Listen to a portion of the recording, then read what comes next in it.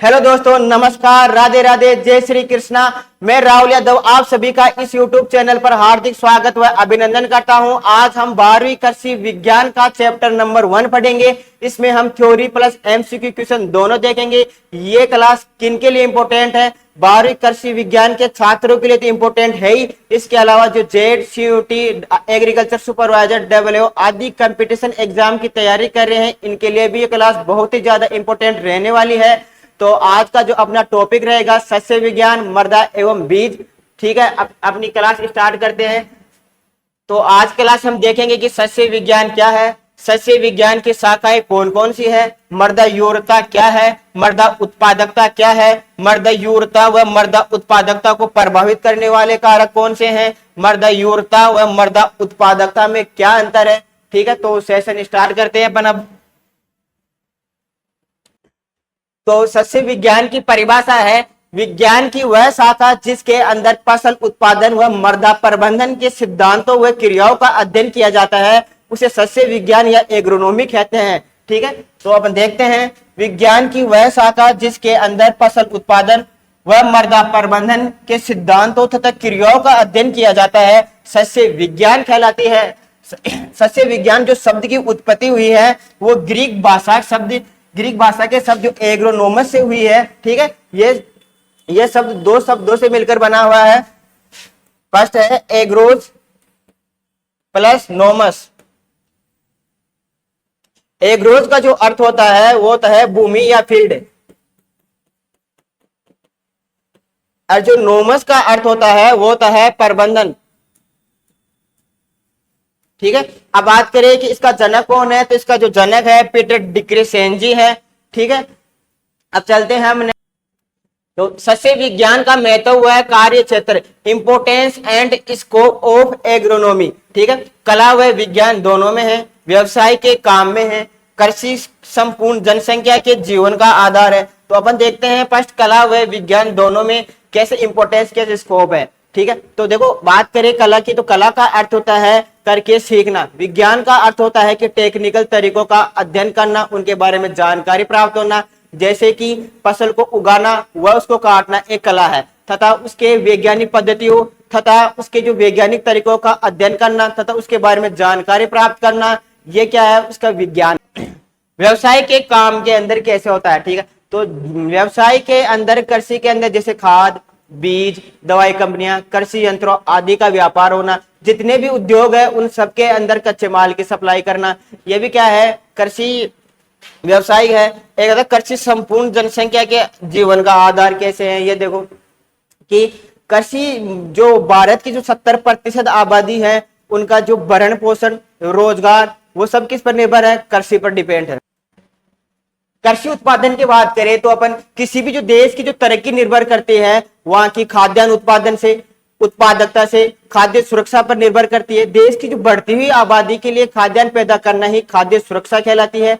फसल उत्पादन से जुड़ी हुई सभी कृषि कार्यों, वैज्ञानिक तरीकों आदि का अध्ययन करना ही सस्य विज्ञान कहलाती है। ठीक है, नियोजन के अंदर हमारे देश में जो कृषि विश्वविद्यालयों के अंदर जो छात्र शिक्षा प्राप्त करते हैं, रिसर्च वर्क करते हैं, उन प्राप्त करने के बाद उन्हें कई क्षेत्रों में रोजगार के अवसर प्राप्त होते हैं। ठीक है, तो किन क्षेत्रों के अंदर रोजगार के अवसर, जैसे बैंकिंग सेक्टर के अंदर एक कृषि अधिकारी के रूप में, एग्रीकल्चर कंपनियों के अंदर, यूरोप कंपनियों के अंदर जैसे इफ्को, क्रिप्सो आदि के रूप के अंदर रोजगार प्राप्त होते हैं। व्यवसाय के अंदर की बात करें, कृषि विज्ञान के अंदर जो ग्रेजुएट छात्र वो सफल व्यापार कर सकते हैं, जैसे एग्रो इंडस्ट्रीज क्षेत्र के अंदर। ठीक है, खाद, बीज, दवाया, कृषि यंत्रों का व्यापार कर सकते हैं।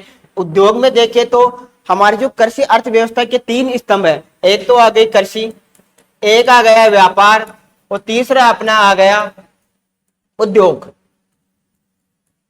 बहुत सारे उद्योग हैं जो कृषि उत्पादन पर ही निर्भर करते हैं, जैसे कि वस्त्र उद्योग के लिए कपास, बीड़ी सिगरेट उद्योग के लिए तंबाकू, मसाला उद्योग के लिए जीरा, धनिया, हल्दी। मृदा यूरता व उत्पादकता, सोइल फर्टिलिटी एंड प्रोडक्टिविटी। मृदा यूरता की सबसे पहले अपन डेफिनेशन देखते हैं। मृदा की भौतिक, रासायनिक, जैविक शक्ति के योग को मृदा यूरता कहते हैं। इसकी अपन वैज्ञानिक परिभाषा भी देखते हैं। पादप वृद्धि के लिए अनुकूल दशाओं में मृदा द्वारा आवश्यक पोषक तत्वों को प्राप्य रूप में उचित मात्रा में तथा उपयुक्त संतुलन में प्रदान करने की क्षमता को मृदा योग्यता कहते हैं। ठीक है, मतलब क्या होता है कि पादप वर्दी के लिए जो मृदा द्वारा जो पोषक तत्वों को प्रदान करने की जो क्षमता होती है वो क्या कहलाती है, मृदा। अब देखते हैं कि मृदा योग्यता के प्रकार। तो मृदा योग्यता के दो प्रकार होते हैं, एक तो प्राकृतिक योग्यता, एक होती है उपार्जित योग्यता। प्राकृतिक योग्यता वो वह क्षमता होती है जिस प्रकृति द्वारा प्राप्त होती है, मानव के द्वारा कोई हस्तक्षेप नहीं होता इसके अंदर। जो उपार्जित होती है वो क्या होती है, इसके अंदर पूरे जो हस्तक्षेप होता है वो मानव क्रियाओं का होता है। अब सबसे पहले अपन देखते हैं प्राकृतिक योग्यता, नेचुरल फर्टिलिटी। यह मृदा की वह क्षमता है जो उसे प्रकृति द्वारा बिना किसी मानवीय हस्तक्षेप के पैतृक पदार्थों, जलवायु और प्राकृतिक वनस्पतियों सड़ने गलने से स्वतः प्राप्त होती है। वह क्षमता क्या कहलाती है, प्राकृतिक योग्यता कहलाती है। दूसरी बात करें उपार्जित योग्यता या एक्यूरेट फर्टिलिटी, यह मृदा की वह योग्यता है जिसे मानव प्रयासों द्वारा विकसित या बढ़ाया जाता है, जैसे खाद, यूरक, सिंचाई और उचित कृषि प्रबंधन का उपयोग करके। तो ये क्या कहलाती है, उपार्जित योग्यता कहलाती है। अब मृदा योग्यता को प्रभावित करने वाले कारक, फर्स्ट आ गया पैतृक पदार्थ, फिर आ गया स्थलाकृति, फिर आ गया मृदा आयु, फिर आ गई जलवायु, मृदा की भौतिक दशा। ठीक है, मृदा अपरदन आ गया, फिर आ गया मृदा में उपस्थित पोषक तत्व, फिर आ गया मृदा प्रोफाइल की गहराई। तो अपन देखते हैं कि पैतृक पदार्थ किस प्रकार से मृदा योग्यता को प्रभावित करता है। तो जिन चट्टानों से मृदा का निर्माण होता है वह डिपेंड करता है कि किस प्रकृति की है। ठीक है, तो जैसे कि हम देखें ग्रेनाइट चट्टान से अगर मृदा का निर्माण हो रहा है तो डेफिनेटली वह मृदा किस प्रकार की होगी, अम्लीय प्रकृति की होगी। अगर बेसाल्ट चट्टान से मृदा का निर्माण हो रहा है तो वह डेफिनेटली सारी प्रकृति की होगी। तो यह भी क्या करता है, मृदा योग्यता को प्रभावित करता है। अब बात करते हैं स्थलाकृति या टोपोग्राफी किस प्रकार से मृदा योग्यता को प्रभावित करती है। देखो इधर, जैसे मान लो कि अपना कोई खेत है, यह क्या है, ऊंचाई वाला क्षेत्र, इधर आ गया मैदानी वाला क्षेत्र। ठीक है, अगर इसके अंदर अधिक बारिश के कारण क्या होता है कि जो इधर की पोषक तत्व है मृदा कटाव के साथ साथ क्या हो जाते हैं, मैदानी वाले क्षेत्रों के अंदर बहकर आ जाते हैं, जिससे यहाँ की क्या हो जाती है, मृदा योग्यता कम हो जाती है। ठीक है, और इधर की क्या हो जाती है, अधिक हो जाती है। तो ये भी क्या होता है, मृदा योग्यता को प्रभावित करता है। एक आती है मृदा आयु। पुराने समय से एक ही मृदा के अंदर अपन खेती करते आ रहे हैं। पुरानी मृदा वह होती है जिसे हम लंबे समय से खेती कर रहे हैं, तथा नवीन मृदा वो होती है जिसके अंदर अभी कोई कृषि कार्य नहीं किया गया है। तो जो पुरानी मृदा की अपेक्षा नवीन मृदा के अंदर पोषक तत्वों की मात्रा क्या होगी, ज्यादा होगी। तो यह भी क्या होता है, मृदा योग्यता को प्रभावित करता है। अब बात करते हैं जलवायु क्लाइमेट की बात करते हैं। अधिक वर्षा के कारण जो क्या होता है, जो पोषक तत्व क्या होते हैं एक खेत से दूसरे खेत के अंदर चले जाते हैं। अधिक तापक्रम के कारण क्या होता है कि जो लाभदायक सूक्ष्म जीव है वह नष्ट हो जाते हैं, जिससे क्या डिकम्पोजिशन की क्रिया नहीं हो पाती है। एक आती है मृदा की भौतिक दशा। मृदा की अगर संरचना खराब होगी, जैसे मृदा के कणाकार बड़े होंगे, गोल नहीं होंगे, ठीक है, मृदा लवणता होगी, मृदा क्षारता होगी, तो मृदा की भौतिक दशा भी मृदा योग्यता को क्या करती है, प्रभावित करती है। एक आगे मृदा अपरदन। मृदा अपरदन क्या होता है कि मृदा के साथ जो पोषक तत्व है वो एक स्थान से दूसरे स्थान पर बहकर चले जाते हैं, वो होता है मृदा अपरदन। तो ये भी मृदा योग्यता को प्रभावित करता है। मृदा में उपस्थित पोषक तत्व, जैसे मान लो ये दो खेत है ए व बी, ठीक है, इसके अंदर कोई पोषक तत्वों की क्या है, जैसे कैल्शियम की इसके अंदर क्या है, अधिकता है, इसके अंदर क्या है, कैल्शियम की कमी है। तो ऐसा होने के कारण जो अपना प्लांट है वो अपना लाइफ साइकिल अच्छे से नहीं चला पाता। तो ये भी मृदा योग्यता को क्या करता है, प्रभावित करता है। एक आती है मृदा प्रोफाइल की गहराई। तो मृदा प्रोफाइल की गहराई के अंदर जो मृदा के संस्तर होते हैं, बहुत सारे संस्तर मिलकर क्या मृदा प्रोफाइल का निर्माण करते हैं। ठीक है, जैसे कौन कौन संस्तर होते हैं ये देखिए अपन, A B C E O. A plus B संस्तर मिलकर क्या बनाते हैं, सोलम का निर्माण होता है। ठीक है, अपन बात करें ए प्लस बी प्लस सी, तो ये क्या होता है, रिगोलित होता है। ठीक है, तो मृदा प्रोफाइल की गहराई भी क्या मृदा योग्यता को प्रभावित करती है। अब चलते हैं अपन आगे। अब देखते हैं अपन कृत्रिम कारक कौन कौन से होते हैं, आर्टिफिशियल फैक्टर। तो फर्स्ट आ गया अपना जलाक्रांति, इसको कहते हैं अपन वाटर लॉगिंग। खेत में आवश्यकता से अधिक पानी बढ़ जाने को जलाक्रांति कहते हैं। मतलब क्या हुआ, खेत में आवश्यकता से अधिक जल का बढ़ जाना है क्या कहलाता है, जलाक्रांति कहलाता है। इससे मिट्टी में वायु की कमी हो जाती है, मृदा में क्या हो जाती है, वायु की या ऑक्सीजन की कमी हो जाती है, जड़ों का विकास रुक जाता है और फसल उत्पादन घट जाता है। ठीक है, डिनाइट्रिफिकेशन की क्रिया हो जाती है। ठीक है, अब बात करते हैं फसल प्रणाली। ये फसल प्रणाली या क्रॉपिंग सिस्टम, एक ही फसल बार बार उगाने से मिट्टी की पोषक तत्व कम हो जाते हैं। ठीक है, इसके लिए अपन को क्या करना चाहिए, फसल चक्र या क्रॉप रोटेशन अपनाने से मिट्टी की उर्वरता क्या होती है, बनी रहती है। ठीक है, और जो फसल चक्र के अंदर अपन कौन सी फसल यूज लेनी चाहिए, सबसे ज्यादा दलहनी फसलें यूज लेनी चाहिए, क्योंकि ये नाइट्रोजन को क्या करती है, वायुमंडल से पौधों के लिए प्राप्य अवस्था के अंदर प्रदान करती है। ठीक है, अब चलते हैं अपन नेक्स्ट, फिर देखते हैं मृदा पीएच या सोइल पीएच। मृदा पीएच मिट्टी की अम्लीय या क्षारीय प्रकृति बताता है। मतलब क्या होता है कि जैसे एक पीएच मीटर आता है 0 से 14 तक। ठीक है, इसे किसके द्वारा नापते हैं, पीएच मीटर के द्वारा। ठीक है, यहाँ क्या होता है, उदासीन, इधर आ गया अम्लीय, या बोले तो एच आयन या हाइड्रोजन आयन, इधर हाइड्रोक्सिल आयन। ठीक है, तो यह क्या हो गया, क्षारीय। अब बात करें कि जो फसलों के लिए जो उपयुक्त पीएच कितनी होती है, तो जो उपयुक्त पीएच होती है वो होती है अपनी 6.5 से 7.5। ठीक है, अब आगे देखते हैं, पीएच के अनुसार पौधों को पोषक तत्वों की उपलब्धता बदलती है। तटस्थ पीएच 6.5 से 7.5 अधिक फसलों के लिए उपयुक्त, मतलब जो उपयुक्त पीएच होती है अपनी फसलों के लिए वो 6.5 से 7.5 होती है। ठीक है, फिर देखते हैं मृदा सूक्ष्म जीव की बात करें तो अपना चौथा कृत्रिम कारक आ गया। इसके अंदर मुख्य सूक्ष्म जीव बैक्टीरिया। बैक्टीरिया के अंदर सबसे अपन देखें राइजोबियम। जो राइजोबियम जो अपना जो जीवाणु होता है, ये क्या करता है, वायुमंडलीय नाइट्रोजन को पौधों के लिए प्राप्य अवस्था के अंदर प्रदान करता है पौधों को। ठीक है, अब आगे कवक और एक्टिनोमाइसिटिस का कार्य क्या होता है, ये क्या करती है, तो जटिल कार्बनिक पदार्थों को ह्यूमस के अंदर परिवर्तन करती है। एक आ गई शैवाल। शैवाल का क्या कार्य होता है कि वायु संचार को बढ़ाना। ठीक है, ये कार्बनिक पदार्थों का अपघटन करती है। नाइट्रोजन स्थिरीकरण मिट्टी की उर्वरता बढ़ाते हैं। ठीक है, अब चलते हैं अपन नेक्स्ट, मृदा में कार्बनिक पदार्थ। ये पांचवा कारक आ गया। कार्बनिक पदार्थ ह्यूमस से मिट्टी की उर्वरता बढ़ाते हैं। ठीक है, मतलब जो ऑर्गेनिक मैटर है वो मृदा के अंदर क्या क्या बढ़ाते हैं, ह्यूमस की मात्रा बढ़ाते हैं, जिससे क्या जल धारण क्षमता बढ़ती है, पोषक तत्वों की उपलब्धता बढ़ती है। अधिक कार्बनिक पदार्थ से, अगर अधिक कार्बनिक पदार्थ होंगे तो मृदा ऑटोमेटिक क्या होगी, अधिक उपजाऊ होगी। ठीक है, अब छठा कारक है जुताई की विधि व समय। ठीक है, सही समय पर और उचित विधि से जुताई करनी चाहिए, इससे मिट्टी बुरबुरी बनती है। ठीक है, वायु संचार बढ़ता है और जड़ों का विकास अच्छा होता है, मृदा का कटाव कम होता है तथा उत्पादन भी बढ़ता है। अब चलते हैं अब नेक्स्ट,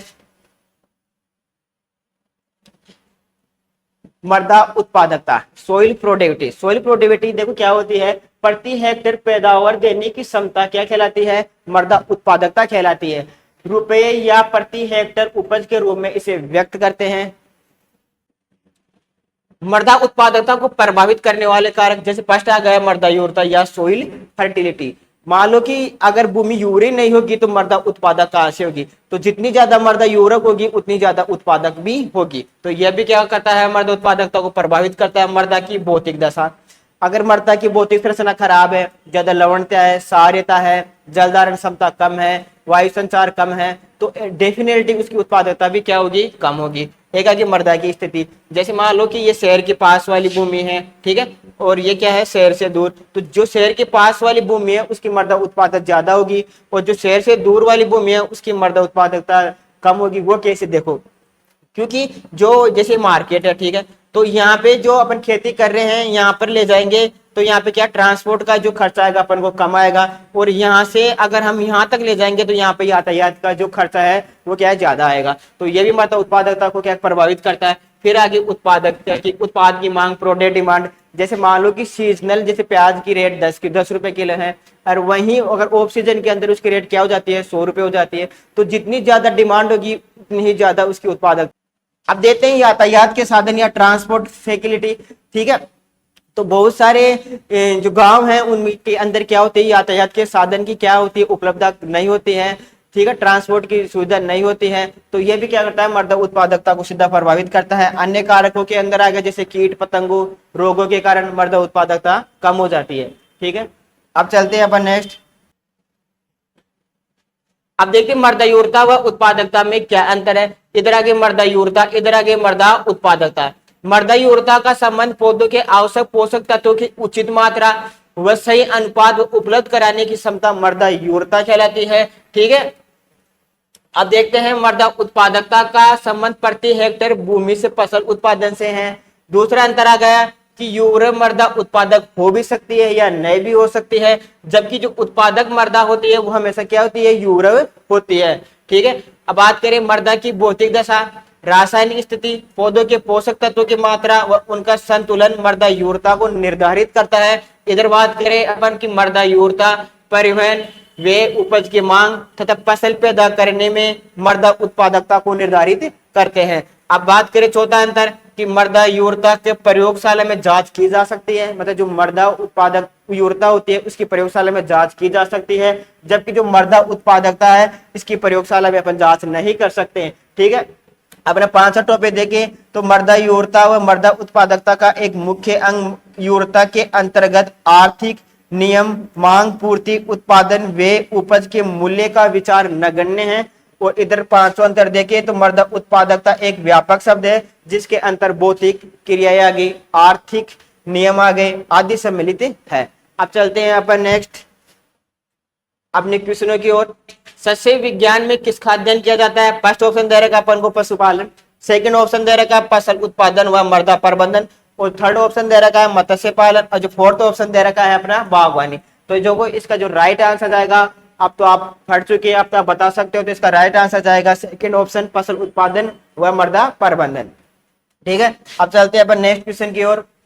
अपने नेक्स्ट क्वेश्चन दे रखा है कि सस्य विज्ञान या एग्रोनॉमी का जनक किसे कहा जाता है। फर्स्ट ऑप्शन दे रखा है जेंथ्रो टूल, सेकंड ऑप्शन दे रखा है पीटर डिक्रिसेंजी, थर्ड ऑप्शन दे रखा है जेबी लिविंग, जो फोर्थ ऑप्शन दे रखा है अपना एमएस स्वामीनाथन।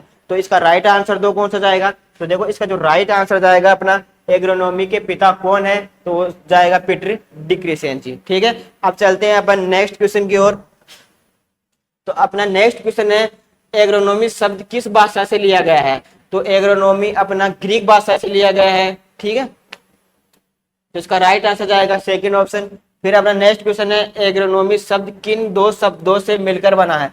फर्स्ट ऑप्शन दे रखा है agro plus name, second option दे रखा है agros plus nomos, third option दे रखा है एग्रो प्लस नोमस, और जो फोर्थ ऑप्शन दे रखा है एग्री प्लस नोमस। तो इसका राइट आंसर दो।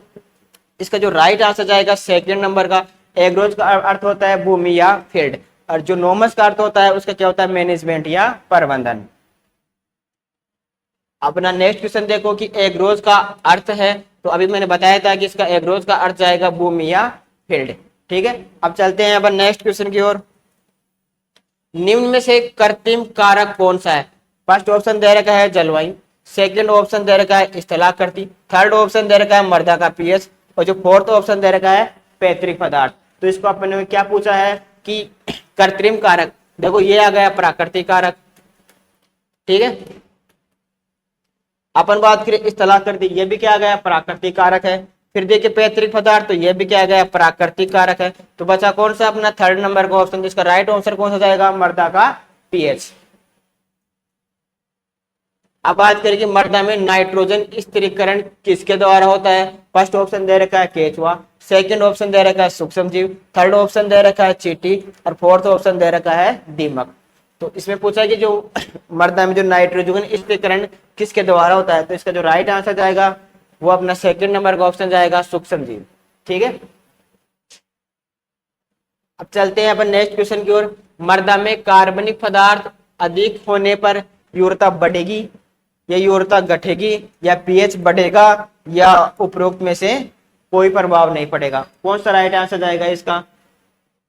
देखो अपन बात करें कि अगर मृदा के अंदर ऑर्गेनिक मैटर बढ़ेगा तो सीधी सी बात है कि जो मृदा यूरता है वो क्या होगी डेफिनेटली बढ़ेगी। ठीक है, तो इसका राइट आंसर जाएगा फर्स्ट नंबर का ऑप्शन। अब चलते हैं नेक्स्ट क्वेश्चन की ओर। अधिक वर्षा वाले क्षेत्रों में पोषक तत्वों का ह्रास किस कारण होता है। फर्स्ट ऑप्शन दे रखा है वाष्पीकरण, सेकंड ऑप्शन दे रखा है अपक्षालन या लीचिंग, और थर्ड ऑप्शन दे रखा है वाष्पोत्सर्जन, और जो फोर्थ नंबर का ऑप्शन दे रखा है प्रकाश संश्लेषण। इसमें पूछा है कि अधिक वर्षा वाले क्षेत्रों में जो पोषक तत्वों का ह्रास किस कारण होता है, मतलब जो ह्रास पोषक तत्व किस कारण होते हैं, तो वो लीचिंग के कारण होता है, अपक्षालन के कारण होता है। तो इसका राइट नंबर का जो जाएगा आंसर वो 2 नंबर का जाएगा। अब देखते हैं नेक्स्ट क्वेश्चन की ओर। मृदा उत्पादकता का संबंध किससे है? फर्स्ट ऑप्शन दे रखा है पोषक तत्वों की मात्रा, सेकंड ऑप्शन दे रखा है प्रति हेक्टेयर उत्पादन क्षमता, थर्ड ऑप्शन दे रखा है मृदा का रंग, और जो फोर्थ ऑप्शन दे रखा है मृदा का प्रकार। तो देखो इसका जो राइट आंसर जाएगा अपना कौन सा जाएगा, तो इसका राइट आंसर जाएगा वो जाएगा प्रति हेक्टेयर उत्पादन क्षमता। इसमें क्या पूछा है अपन को? Soil productivity. ठीक है, अब चलते हैं अपन नेक्स्ट क्वेश्चन की ओर। अपना नेक्स्ट क्वेश्चन है निम्न में से कौन सा प्राकृतिक कारक नहीं है, यह ध्यान रखना है इसके अंदर नहीं है ऐसा पूछा है। तो फर्स्ट ऑप्शन दे रखा है जलवायु, सेकंड ऑप्शन दे रखा है स्थलाकृति, और जो अपना थर्ड ऑप्शन दे रखा है मृदा आयु, और जो फोर्थ ऑप्शन दे रखा है फसल प्रणाली। यही प्राकृतिक कारक आ गया। ठीक है, जलवायु क्या है? एक प्राकृतिक कारक है। अपन बात करें स्थलाकृति, ये भी एक प्राकृतिक कारक है। मृदा आयु ये भी प्राकृतिक। इसका जो राइट आंसर जाएगा वो जाएगा क्रॉपिंग सिस्टम या फसल प्रणाली। ठीक है, अब चलते हैं अपन नेक्स्ट क्वेश्चन की ओर। अपना नेक्स्ट क्वेश्चन है फसल चक्र अपनाने का मुख्य उद्देश्य क्या है? मिट्टी की उर्वरता बनाए रखना, खेत छोटा करना, थर्ड ऑप्शन दे रखा है बीज बचाना, और जो फोर्थ ऑप्शन दे रखा है यह सिंचाई रोकना। तो इसका राइट आंसर क्या जाएगा? फसल चक्र अपनाने का मुख्य उद्देश्य क्या है? तो इसका जो राइट आंसर जाएगा फर्स्ट नंबर का जाएगा मिट्टी की उर्वरता बनाए रखना। अब चलते हैं अपन नेक्स्ट क्वेश्चन की ओर। उत्पादक मिट्टी कौन सी है? इसमें ऐसा क्वेश्चन दे रखा है उत्पादक मिट्टी कौन सी है। फर्स्ट ऑप्शन दे रखा है हमेशा यूरिक, फिर दे रखा है हमेशा अम्लीय, या होती है हमेशा क्षारीय, और फिर ऑप्शन दे रखा है हमेशा रेतीली। मतलब कौन सी इनमें से उत्पादक मिट्टी है जो हमेशा यूरिक रहती है, हमेशा अम्लीय रहती है, या हमेशा क्षारीय रहती है, या हमेशा रेतीली रहती है? तो इसका जो राइट आंसर जाएगा वो फर्स्ट जाएगा, जो हमेशा यूरिक रहने वाली मिट्टी क्या कहलाएगी? हमें उत्पादक मिट्टी कहलाएगी। अब चलते हैं अपन नेक्स्ट क्वेश्चन की ओर। मृदा उर्वरता का क्या अर्थ है? ठीक है, फर्स्ट ऑप्शन दे रखा है उत्पादन क्षमता को मृदा उर्वरता कहते हैं, सेकंड ऑप्शन दे रखा है पोषक तत्व उपलब्ध कराने की क्षमता को मृदा उर्वरता कहते हैं, थर्ड ऑप्शन दे रखा है जो सिंचाई क्षमता होती है उसे मृदा उर्वरता कहा जाता है, और जो फोर्थ ऑप्शन दे रखा है कि जो जल धारण क्षमता होती है उसे मृदा उर्वरता कहा जाता है। तो इसका राइट आंसर तो क्या जाएगा? तो इसका राइट आंसर जाएगा अपना सेकंड नंबर का ऑप्शन जाएगा पोषक तत्वों को उपलब्ध कराने की क्षमता क्या कहलाती है? मृदा उर्वरता कहलाती है। ठीक है, अब देखते हैं नेक्स्ट क्वेश्चन की ओर। मृदा में कार्बनिक पदार्थ का प्रमुख स्रोत क्या है? फर्स्ट दे रखा है हुमस, सेकंड ऑप्शन दे रखा है रेत, थर्ड ऑप्शन दे रखा है कंकड़, और फोर्थ ऑप्शन दे रखा है अपना चूना। ठीक है, इसका राइट आंसर तो क्या जाएगा?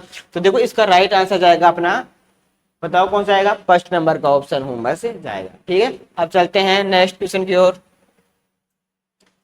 पौधों को सबसे अधिक मात्रा में किस तत्व की आवश्यकता होती है? फर्स्ट ऑप्शन दे रखा है नाइट्रोजन की, सेकंड ऑप्शन दे रखा है जिंक की, ठीक है, थर्ड ऑप्शन दे रखा है अपना कॉपर की, फोर्थ ऑप्शन दे रखा है मोलिब्डेनम की। ठीक है, तो इसका राइट आंसर तो क्या जाएगा?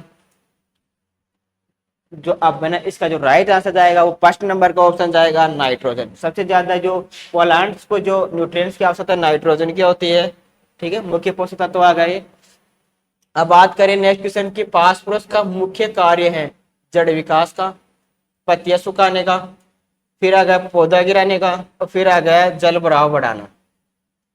तो देखो इसका राइट आंसर जाएगा क्या जाएगा? आप बताओ। तो जो इसका राइट आंसर जाएगा वो जाएगा अपना फर्स्ट नंबर का ऑप्शन जड़ विकास का। अब चलते हैं नेक्स्ट क्वेश्चन की ओर।